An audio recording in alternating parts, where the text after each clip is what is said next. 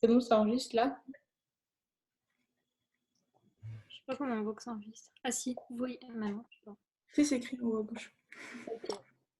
Bah vas-y, t'introduis Sandy et puis après je mettrai ta Ouais. vidéo en grand. Bon, bah déjà, bonjour à tous. Vous nous écoutez parler depuis tout à l'heure, mais bonjour quand même. Du coup, pour commencer, on s'est dit que c'était assez utile de remettre le tableau que Cavalli vous donne ou il vous explique en fait tout au long du cours. Et franchement, c'est super important de bien comprendre, de bien savoir le refaire. Et à partir de là, vous arriverez à faire tous les exercices de cinétique. Bon, il faut s'entraîner, mais on est là pour ça. Du coup, tu peux... Ouais, voilà. Du coup, c'est bon, on va remplir le tableau. Ouais. Du coup, voilà, l'exercice c'était de remplir totalement le tableau.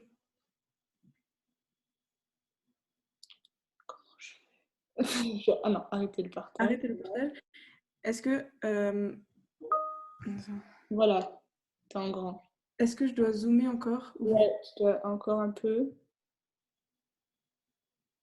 Ah, voilà, t'es bien là. C'est bon? Ouais. Nickel. Du coup, pour l'ordre 0, déjà ce qu'il faut bien comprendre, c'est que la vitesse, elle ne dépend pas de la concentration. Donc on peut écrire que V égale à K. Je ne suis pas sûre qu'on voit grand-chose, mais bon. Si, c'est bon, t'inquiète, moi je vois. Donc V est égal à K pour l'ordre 0. Attends, Je vais juste détailler à chaque fois pour un seul. Je vais pas m'embêter à tout détailler, c'est exactement la même chose. Donc j'ai juste réécrit la formule de base pour l'ordre 0, c'est-à-dire que la concentration de A, c'est égal au coefficient stoichiométrique de A, fois K, fois le temps, plus A0. attends, Sandy, 2 secondes. Sarah, elle me dit c'est tout petit, on voit pas bien. Si vous voyez pas, il faut que vous épinglez la fenêtre de Sandy, là où elle met son truc. Vous l'épinglez en grand et du coup, ce sera en grand écran. Sarah, dis-moi, fais ça, dis-moi. Ok, c'est bon, nickel. C'est bon? Ouais. Du coup, oui. Pour T1,5, en fait, ça veut dire, c'est le temps auquel la moitié, je vais l'écrire comme ce sera plus simple, la moitié de A0 est consommée. Donc, ça veut dire qu'il reste, qu'il reste A0 sur 2. Donc, que A est égal à A0 sur 2. Ensuite, ça, donc ce qu'on vient d'obtenir, on va le remplacer dans la formule de base. Donc, on peut écrire que A0 sur 2 est égal à NUA KT plus A0. On passe tous les A0 d'un côté. Donc là, c'est comme si on va tout mettre sur le même dénominateur en fait. Donc c'est comme si on avait 2 A0 sur 2. Celui-là, on le soustrait de ce côté-là. Donc on va obtenir moins A0 sur 2, qui est égal à nu AKT, et c'est tout. Et là, du coup, donc T05 à chaque fois, je ne l'ai pas réécrit. Donc T05, c'est égal à A0 sur moins 2 nu AKT. En fait, qu'on écrive le moins au-dessus ou en dessous, ça ne change rien. Et ça, c'est notre formule qu'on a pour T1,5. Du coup, Sandy, il n'y a plus de T à la fin. De quoi? Ah oui, pardon. Moins 2 nu AK. Ici, il n'y a pas de T. Je vais effacer comme ça. Hop. Ensuite, vous refaites exactement la même chose pour T3 quarts et T99 sur 100. Donc ici, on obtient 3A0 sur moins 4 nu AK.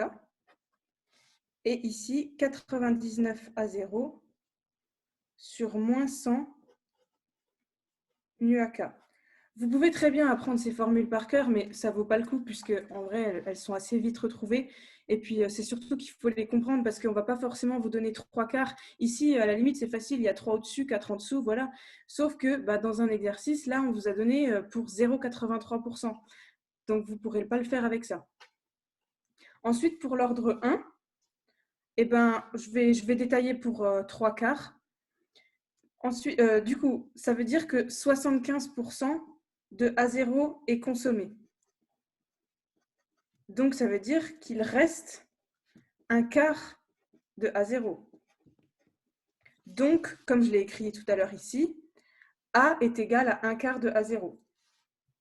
Donc, si on remplace dans la formule ici, on peut écrire que ln de A0 sur 4 est égal à NUA KT 0,75 plus ln de A0. Alors là, pour soustraire les ln, je ne sais pas si ça vaut le coup que je réécrive, mais ouais, je pense que si. Je vais l'écrire en autre couleur. Ln de A0 sur 4 moins ln de A0. Donc ça, c'est vraiment des formules de base à se souvenir. C'est égal à ln de A0 divisé par 4 fois A0. Donc là, on peut les supprimer, les A0. Et donc, on obtient ln de 1 quart. Et ln de 1 quart, c'est égal à moins ln de 4. Donc, on remplace dans notre formule. Moins ln de 4 est égal à NUA K T 0,75. Ce qui revient à dire que T 0,75, c'est égal à ln de 4, je vais l'écrire là parce qu'il n'y a plus de place, divisé par moins NUA K. Et voilà, votre formule à apprendre, elle est là. Ou à retrouver. Parce que vous êtes zoomé, on ne voit pas la fin. On ne voit pas la fin. Voilà, comme ça. Donc du coup, la formule pour T1,5, si vous refaites le calcul, ça donne ln de 2 sur moins NUAK. Et pour T99 sur 100, ça donne ln de 100 sur moins NUAK. Voilà. Pour l'ordre 2, je vais détailler le dernier du coup, comme ça on aura fait un exemple avec chacun. Encore une fois, c'est toujours le même raisonnement. T99 sur 100, c'est comme s'il y avait 99% consommé, donc qu'il reste 1%. On peut écrire A0 sur 100. Donc ça, c'est égal à la concentration de A. Ensuite, on remplace dans la formule de base, sauf que... Merde, on ne voit pas. On remplace dans la formule de base ici. Sauf que 1 sur la concentration de A, si on fait 1 sur tout ça, au final, c'est comme si on écrivait 100 sur A0, vous êtes d'accord? Il n'y a personne qui peut répondre, mais... Et donc ça, c'est égal à moins NUA K T 0,99 plus 1 sur A0, toujours. Donc si on soustrait 1 à 100, ça fait 99 sur A0, qui est égal à moins NUA K T 0,99. Et donc, notre temps, il est égal à 99 sur moins NUA K A0. Et donc ici, dans cette formule, on retrouve bien la concentration de A0. Donc, n'oubliez pas. Et du coup, pour les autres, c'était 1 sur moins NUA K A0 et 3 sur moins NUA K A0. Voilà, j'espère que c'était assez clair et que vous arriverez à le refaire, parce que je pense vraiment que ça peut vous aider. Voilà, du coup, j'avais remis aussi il y a quelques formules qui sont importantes. La vitesse, quelle est l'équation de base de la vitesse en fonction des concentrations et des coefficients stoichiométriques. Et puis la valeur de K, l'unité de K, mais on y reviendra plus tard. Et la loi d'Arrhenius aussi, des fois Cavalli il aime bien l'utiliser. Voilà, c'est tout pour l'exercice 1. Alors, je vais partager le diapo.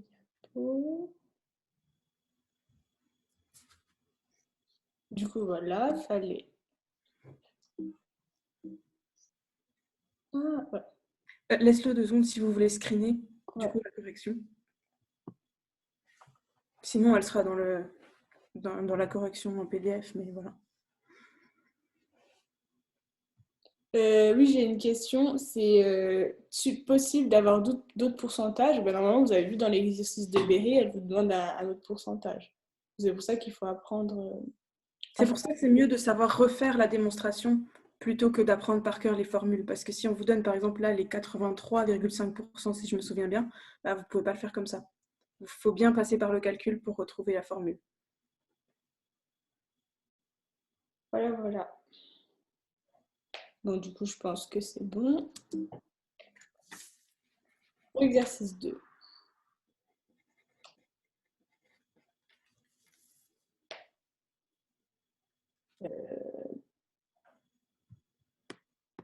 Elle n'a pas son micro, Béré. Ok, attends. C'est ce que je me disais. Vas-y, c'est bon? Oui, c'est bon. Bon, alors du coup, merde. Du coup, l'exo 2, c'était pareil, un exo qui est assez classique. Donc, vous allez considérer la réaction suivante A plus 3B donne C. Ça, c'est, je sais pas si oui, vous avez déjà vu le dé avec M. Cavalli, je crois. C'est pareil, donc c'est important comme phrase parce que justement, ça va vous permettre de ne pas tomber dans un piège dans la question 1. La concentration de A est jugée constante au cours de la réaction, donc ça veut dire que la concentration de A ne va pas changer au cours de la réaction. Donc vous avez le tableau ensuite avec, en fonction du temps, la concentration de B, donc ensuite ln de la concentration de B et l'inverse de la concentration de B. Et donc vous avez des temps qui sont assez réguliers, donc vous avez 0, 2, 6, 8 et 12. Donc, ça va vous mettre la puce à l'oreille normalement pour résoudre l'exercice. Donc, pour la question 1, quels sont les ordres j'ai mis les ordres partiels de la réaction. Donc, déjà, les 3 premières réponses, tu peux passer, Juliette. Pardon. Ouais. Donc, du coup, les 3 premières réponses, elles sont forcément fausses parce que, comme la petite phrase, elle vous le dit dans l'énoncé, la concentration de A est jugée constante au cours de la réaction. Donc, on va déterminer l'ordre de la réaction par rapport à B et non pas par rapport à A, parce qu'il va y avoir une dégénérescence de l'ordre par rapport à A. Donc, déjà, les 3 premières propositions, ça ne pouvait pas être celle-là. Et ensuite, vous avez l'ordre partiel de B est 1 et l'ordre partiel de B est 2. Donc, c'était 2 parce qu'en fait, vous remarquez en regardant le tableau que vous aviez... vous cherchez en fait où est la relation linéaire.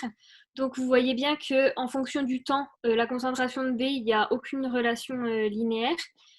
Ensuite, pour ln de B, pareil, mais par contre, vous pouvez voir que pour 1 sur B, là, vous avez une relation linéaire qui est assez évidente quand même, puisque vous voyez bien que toutes les 2 minutes, vous avez une augmentation de la concentration de 0,002, je crois. Ouais, c'est ça.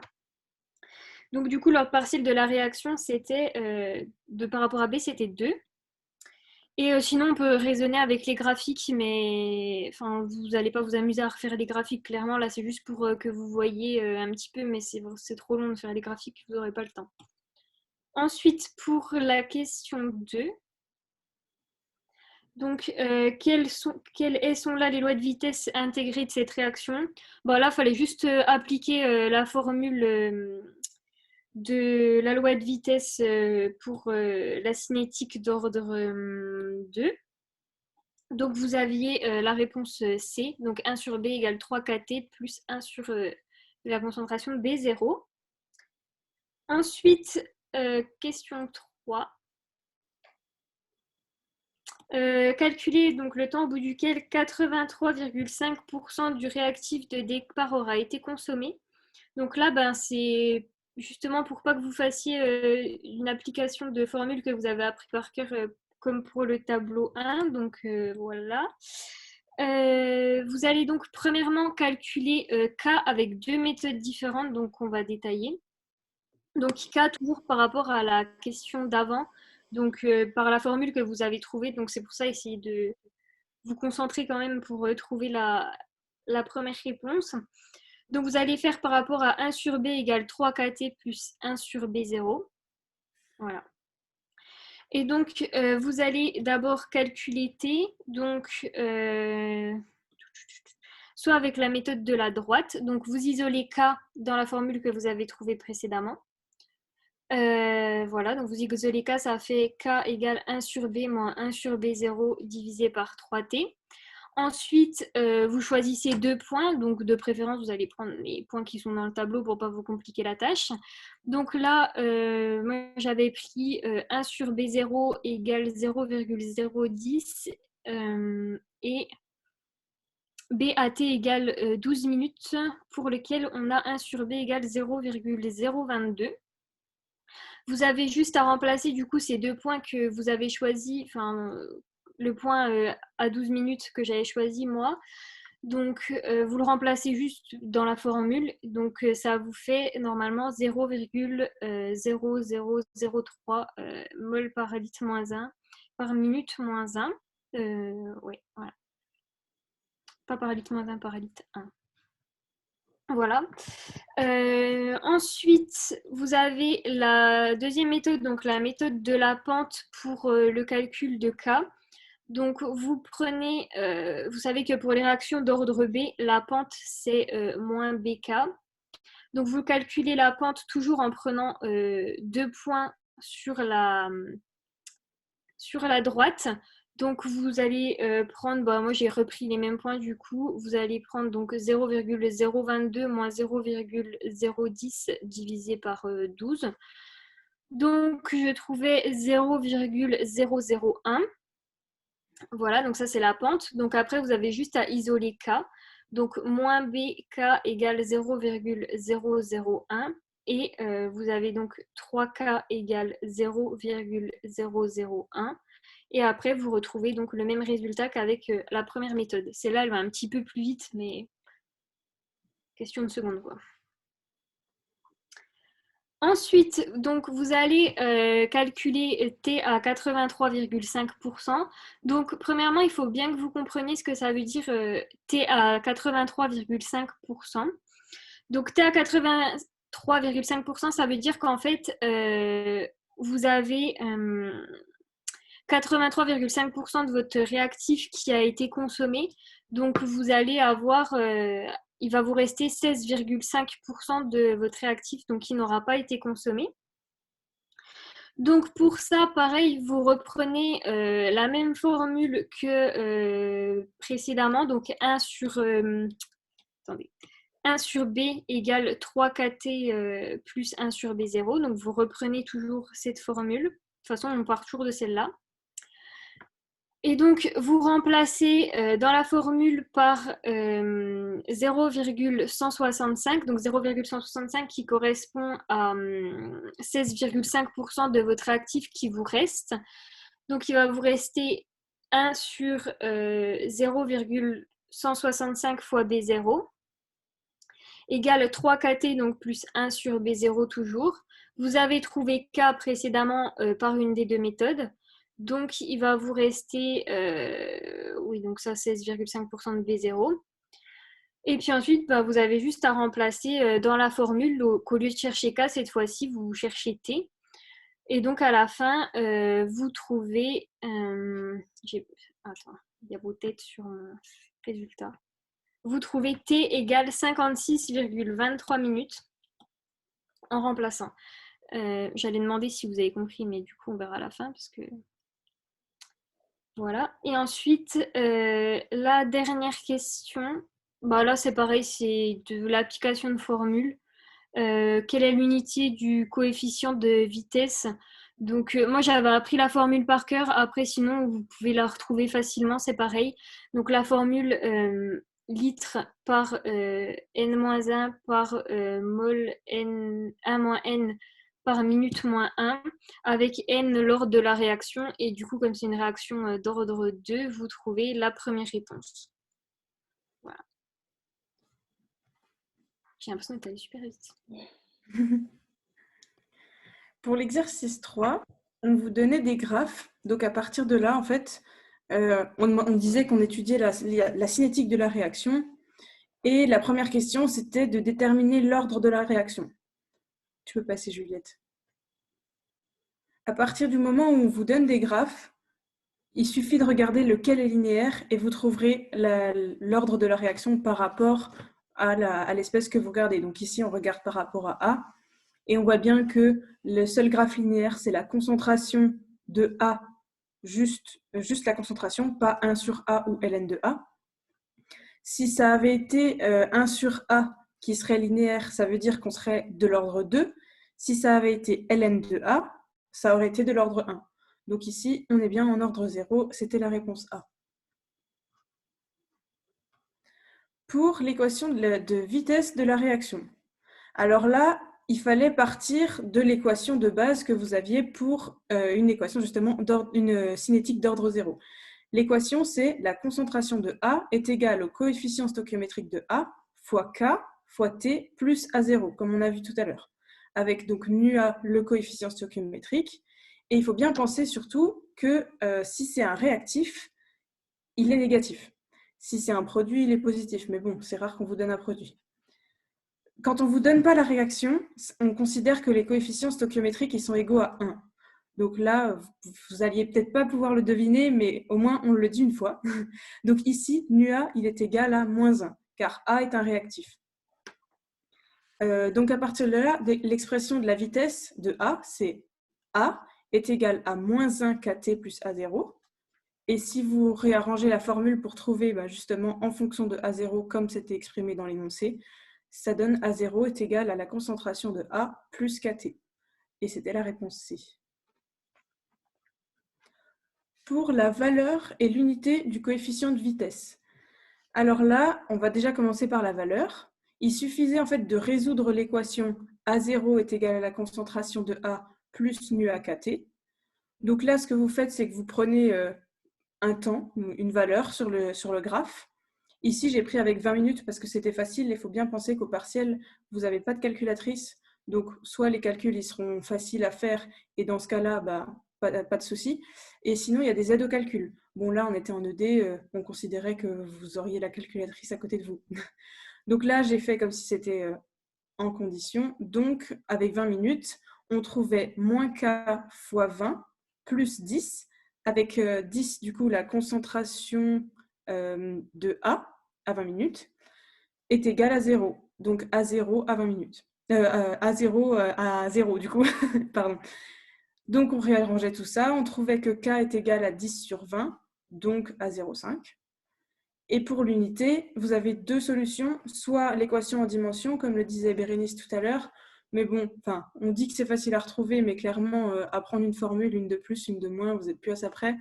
Juste inversez pas, attention, c'est bien litre n-1 et mol 1-n, faites pas l'inverse, par minute moins 1.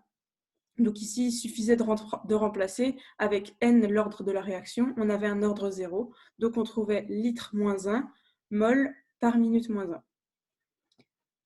Voilà. Et quel est le temps pour lequel 75% du produit B est formé? Là, soit vous avez compris ce qu'on a dit tout à l'heure avec le tableau, et dans ce cas-là, vous pouvez retrouver la formule, soit vous l'avez appris par cœur, mais attention, on va vous tromper. Donc, il y avait deux méthodes. La méthode graphique, déjà, celle qui est finalement la plus simple, parce que là, en ordre 0, c'est vrai qu'on a facile à aller regarder sur le graphe de la concentration de A. C'est le temps au bout duquel 75% de B total est produit. Donc, c'est le temps au final où il reste 25% de B. Je me suis trompée, c'est pas A, c'est bien B. Du coup, on lit sur le graphique le temps auquel il reste...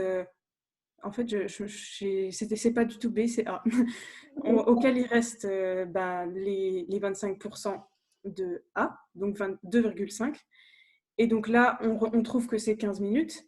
Attention, si la cinétique, ça n'avait pas été de l'ordre 0, mais de l'ordre 1 ou 2, ne regardez pas sur les graphes de ln ou de 1 sur A. Regardez bien toujours sur le graphe de la concentration de A. Et sinon, la deuxième méthode, c'était par le calcul. Donc, on a l'équation de départ, et puis c'est exactement le même raisonnement que j'ai fait tout à l'heure. Donc, ça veut dire qu'il reste à 0 sur 4. On remplace tout ça, et on trouve au final que T75, 0,75 pardon, est égal à 15 minutes. C'était la réponse E. Et voilà. Ok. Donc, pour le dernier exo, c'est vrai que c'est la chose qui est la plus difficile à assimiler au début, mais vous verrez, quand vous aurez la méthode, ça va aller tout seul. Donc, ce type d'exercice, c'est un exercice sur les vitesses initiales. Donc, en fait, Kabali va toujours vous donner un tableau comme ça, où le plus souvent, vous avez 3 réactifs avec, en fait, on a fait différentes mesures. Ici, on a fait 5, où ce qu'on a fait, c'est qu'on a modifié les concentrations de A et ensuite, avec ça, on a calculé les vitesses initiales. Donc, du coup, on vous donne ces tableaux dans l'énoncé. Et ce qu'on va vous demander, c'est donc de calculer les ordres partiels des réactions par rapport à chaque réactif. Donc, du coup, pareil, souvent en cinétique, vous allez voir, vous avez toujours plusieurs méthodes. C'est à vous de trouver celle qui vous convient le plus, mais c'est aussi à vous de voir en fonction de l'exercice. Parce qu'il y a des méthodes qui sont plus rapides et des méthodes qui ne sont pas possibles pour certains exercices. Là, par exemple, la première méthode que je vais vous montrer, elle est possible, mais si c'est un autre cas, je vais vous expliquer pourquoi on ne peut pas la faire. Donc là, première méthode, on va prendre notre... Est-ce que vous voyez ma souris? Oui. Okay. On va prendre la formule des vitesses initiales. Donc celle-là, normalement, vous la connaissez, avec K et les concentrations et avec les coefficients stoichiométriques. Donc, pour cela, il faut d'abord déterminer K. Et en fait, c'est ça le souci. Des fois, vous ne pouvez pas déterminer K en premier. Il faut d'abord déterminer les ordres partiels. Or, là, vu qu'on voit que dans notre mesure numéro 1, toutes les concentrations sont égales à 1 et notre vitesse initiale est égale à 1. Donc, c'est possible parce qu'en fait, on se rend bien compte que quelque chose à la puissance 1, ça donne toujours 1. Donc, du coup, quand on remplace dans la formule, V c'est égal à 1, K c'est ce qu'on cherche, A à la puissance 1 ça fait 1, B à la puissance 1 ça fait 1 et C à la puissance 1 ça fait 1. Donc on isole K et on trouve que K est égal à 1. On ne peut pas donner son unité parce que vous n'avez pas encore calculé l'ordre total de la réaction. Donc on a déterminé notre K et maintenant comme on a K, et ben, pour déterminer notre ordre partiel, donc avec le coefficient stoichiométrique, et ben, on va essayer d'isoler ce A. Pour cela, on va se placer dans des mesures qui sont favorables. Donc, par exemple, là, on va prendre la mesure 1 et 2, parce qu'on voit que ici, entre la mesure 1 et la mesure 2, il n'y a que la concentration de A qui change. B et C sont toujours les mêmes. Donc, on prend ces mesures et on les reporte dans la formule. Donc, V est égal toujours à 1. K est égal à 1, la concentration de A est égale à 5, le petit a, c'est ce qu'on cherche, concentration de B, 1, concentration de C, 1. Et donc là, on isole, ce qui nous fait que 1 est égal à 5 puissance A, et du coup, ben, vous savez que quelque chose, pour donner 5 est égal à 1, pardon, il faut que A soit égal à 0. Donc du coup, l'ordre partiel de la réaction par rapport à A est donc 0. Donc voilà, ça c'est la première méthode. Moi, c'est la méthode que j'aimais moins parce qu'elle était longue et pas toujours possible. Mais elle marche. Et puis, par exemple, si vous avez des doutes avec l'autre méthode, bah, vous pouvez la faire vite fait pour confirmer vos calculs. Du coup, l'autre méthode qui est plus courte et à mon sens plus logique, quand vous avez compris comment ça marche, en fait, du coup, comme j'ai dit, on prend la mesure numéro 1 et la mesure numéro 2. Et en fait, on voit bien que entre la mesure numéro 1 et la mesure numéro 2, notre concentration a été multipliée par 5. Et en fait, on va se rendre compte qu'il y a une relation de proportionnalité entre les concentrations et la vitesse initiale. De toute façon, on l'a bien vu avec notre formule avant. Et donc, ça va être un peu des... comment dire on va voir des trucs avec des multiplications. Vous ne devez rien comprendre à ce que je vous dis, mais vous allez voir. En fait, ce qu'on fait, vous prenez deux mesures. Donc là, on reprend notre mesure 1 et 2 parce que c'est là où la concentration de A change. Donc, mesure 1, 2. Vous voyez bien que la concentration entre la mesure numéro 1 et la mesure numéro 2 a été multipliée par 5. Donc, c'est ce que j'ai dit. Elle a été multipliée par 5. Donc là, vous retenez le chiffre 5. Et vu qu'il y a une histoire de proportionnalité, vous reprenez votre vitesse initiale. Entre la mesure numéro 1 et la mesure numéro 2, votre vitesse, elle n'a pas changé. Et en fait, ce qu'on va essayer de faire, c'est qu'on va regarder par combien elle a été multipliée par 5. Donc en fait, là, c'est multiplié par 5, donc vous prenez 5. Ensuite, pour aller de 1 à 1, c'est 5 fois puissance combien, en fait? Et en fait, c'est 5 fois puissance 0. Parce que 5 fois puissance 0, ça donne 1. Donc, l'ordre partiel de la réaction, ce sera 0. C'est peut-être un peu encore compliqué, mais on va voir pour B et C, et vous allez voir, ça va rentrer tout seul. En fait, il faut juste retenir par combien ça a été multiplié, et après, par les vitesses, en fait, vous multipliez votre vitesse initiale à la mesure 1 à la vitesse initiale à la mesure 2 par la puissance que vous avez trouvée, et vous cherchez cette puissance. Donc, du coup, pour l'ordre partiel de A, c'était bien 0. Pour l'ordre partiel de B, donc moi, je vais faire toujours la deuxième méthode, vous allez comprendre du coup. Là, donc pareil, on reprend un endroit dans le tableau où il n'y a que notre concentration de B qui va changer. Donc là, c'est entre la mesure 1 et 3. On voit que notre mesure entre la mesure 1 et 3, ça passe de 1 à 8. Donc, ma concentration a été multipliée par 8. Et on voit qu'en bas, notre vitesse initiale, elle est passée de 1 à 64. 64, c'est un multiple de 8, donc c'est bien comme j'avais dit tout à l'heure, vous faites pour aller de 1 à 64, c'est 8 puissance combien? Eh bien, c'est 8 puissance 2. Donc, l'ordre partiel de la réaction sera 2. Voilà, quand vous comprenez, ça c'est assez simple et assez inductif, on va dire. Donc, pareil, vous pouvez le faire avec la première méthode aussi. Et enfin, pour l'ordre partiel de la réaction par rapport à C, là, c'est un peu plus compliqué parce qu'en fait, vous allez voir que si vous ne le savez pas, vous ne vous dites jamais que c'est possible, mais en fait, un ordre partiel peut être un chiffre à virgule. Donc, on prend pour toujours la même chose. Dans mon tableau, où c'est que C, la concentration C change, c'est entre la mesure 1 et 4.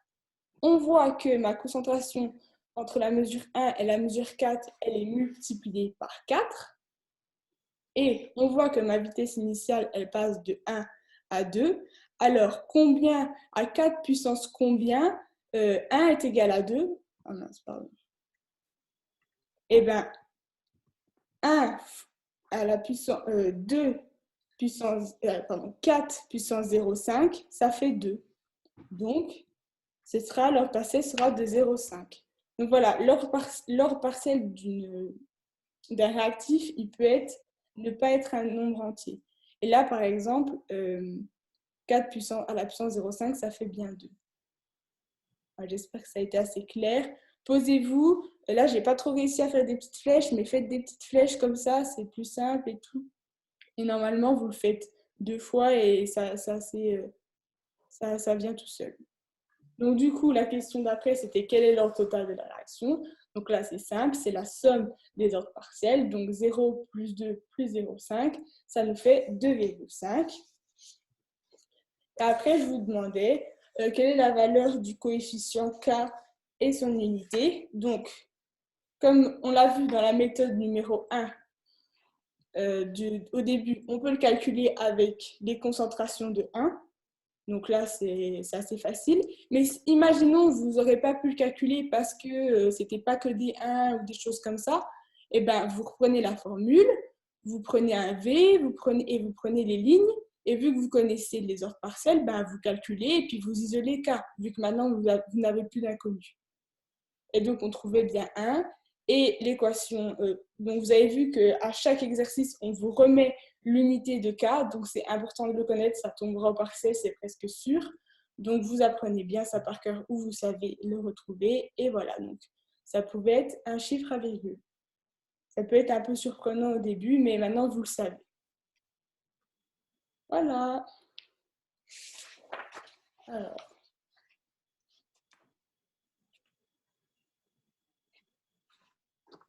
Ça va. Vous voulez rajouter un truc, les filles, avant que je regarde les questions? Je pense que tu peux déjà arrêter l'enregistrement, du coup. Ouais, aussi. Alors. Ben non, moi, je n'avais rien à rajouter.